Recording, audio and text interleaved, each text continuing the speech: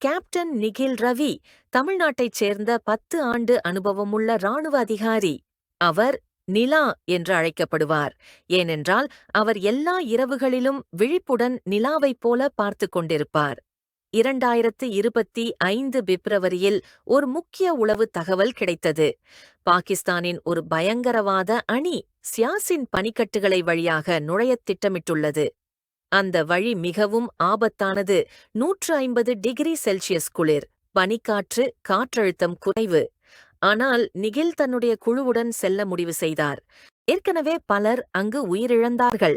ஆனால் இவனோ தனது நாட்டுக்காக இறக்கத் தயார். பனியின் மத்தியில் பயணித்தபோது அவர்களின் ஊர்தி ஒரு பனிப்பாறையில் சிக்கியது. விரைவில் ஒரு தாக்குதல் நடந்தது. சண்டை வெறித்தனமாக நடந்தது. அவரது குழுவினர் பலரை வீழ்த்தினர். ஆனால் நிகில் காயமடைந்தார். அவர் உயிரிழக்கும் போது வானத்தை பார்த்தார். நிலா முழுமையாக மின்னிக் கொண்டிருந்தது. அவர் கடைசி வார்த்தைகள்: "நான் விழிக்கிற நிலா அல்ல, இனி இந்த நிலா என் மீது விழிக்கட்டும்." முடிவு: சில மாதங்களில் சியாசின் பனிக்குன்றின் மேலே ஒரு சிறிய பதாகை நாட்டப்பட்டது. அமரர் நிலா, கேப்டன் நிகில் ரவிக்காக சாரம். வானத்தில் பிரகாசிக்கும் நிலா ஒவ்வொரு இரவிலும் பாதுகாப்பாக விழிக்கிறார். நம் எல்லைப் புலன்களில் ஒரு வீரன் போல.